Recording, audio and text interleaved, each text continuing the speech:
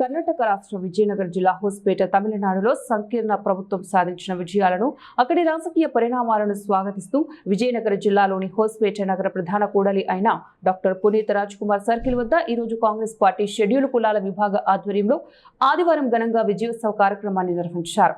ఈ కార్యక్రమంలో పాల్గొన్న వారందరూ కూడా బాణసంచా కాల్చి సంతోషాన్ని వ్యక్తం చేశారు. అలాగే ప్రజలకు పార్టీ అభిమానులకు స్వీట్లు పంపిణీ చేశారు.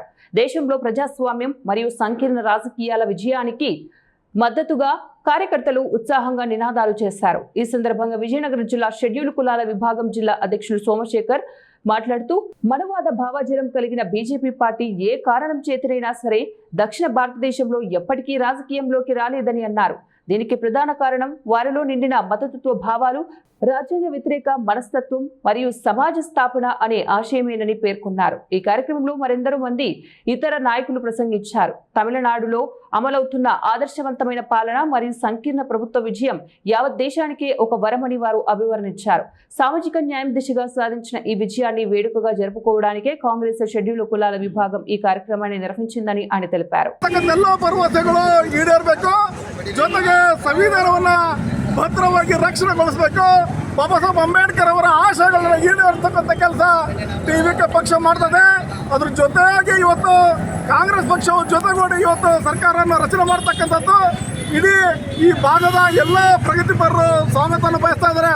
ಅದೇ ರೀತಿ ಬಿಜೆಪಿ ಪಕ್ಷ ಮನುವಾದಿ ಪಕ್ಷ ಎಂದೂ ಸಹ ಈ ದಕ್ಷಿಣ ಭಾರತದಲ್ಲಿ ಅವರು ಆಡಳಿತ ಮಾಡಲಿಕ್ಕೆ ಸಾಧ್ಯನೇ ಇಲ್ಲ.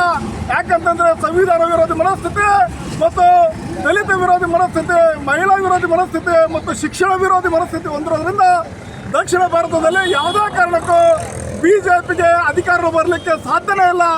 ಬರುವ ಹಂತದಲ್ಲಿದ್ದರೂ ಸಹ ಅವರು ಮಾಡ್ತಕ್ಕಂಥ ಸಂವಿಧಾನ ವಿರೋಧಿ ಚಟುವಟಿಕೆಗಳು ದಮನಿತರ ಮೇಲೆ ಮಾಡ್ತಕ್ಕಂಥ ದಬ್ಬಾಳಿಕೆಗಳನ್ನು ಇವತ್ತು ಮೆಟ್ಟಿ ತಮಿಳುನಾಡು ಸರ್ಕಾರ ಇವತ್ತು ರಚನೆ ಆಗ್ತಾ ಇದೆ. ಇಂಥ ಸಂದರ್ಭದಲ್ಲಿ ಇಡೀ ತಮಿಳುನಾಡಿನ ಜನತೆಗೆ ನಾವು ಶುಭವನ್ನು ಕೋರ್ತೇವೆ.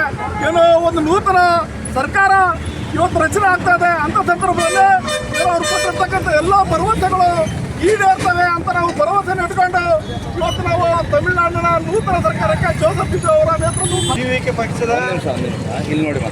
ಟಿವಿಕೆ ಪಕ್ಷದ ನೂತನ ಸಿಎಂ ಆಗಿ ಪ್ರಮಾಣ ವಚನ ಸ್ವೀಕರಿಸ್ತಾ ಇರೋ ವಿಜಯ್ ಅವರಿಗೆ ಶುಭ ಹಾಗೂ ಈ ಸಮ್ಮಿಶ್ರ ಸರ್ಕಾರದಲ್ಲಿ ಕಾಂಗ್ರೆಸ್ ಸರ್ಕಾರಕ್ಕೂ ಮತ್ತು ಇತರ ಪಕ್ಷಗಳಿಗೂ ಅಲಯನ್ಸ್ ಮಾಡ್ಕೊಂಡ್ಬಿಟ್ಟು ಇವತ್ತು ಏನು ಸರ್ಕಾರ ನಡೆಸ್ತಾ ಇದ್ದಾರೆ ಆ ಸರ್ಕಾರ ಸುಗಮವಾಗಿ ನಡೀಲಿ ಅಂತ ಅಂದ್ಬಿಟ್ಟು ನಾವು ಆಶಿಸ್ತಾ ಈ ಸಂಭ್ರಮದಲ್ಲಿ ನಾವು ಪಟಾಕಿ ಹಚ್ಚಿ ಸಿಹಿಯನ್ನು ಹಂಚಿಸಿ ಸಂಭ್ರಮಿಸ್ತಾ ಇದ್ದೇವೆ. ಈ ನೂತನ ಸರ್ಕಾರಕ್ಕೆ ಶುಭವಾಗಲಿ ಎಂದು ಹಾರೈಸುತ್ತೇವೆ.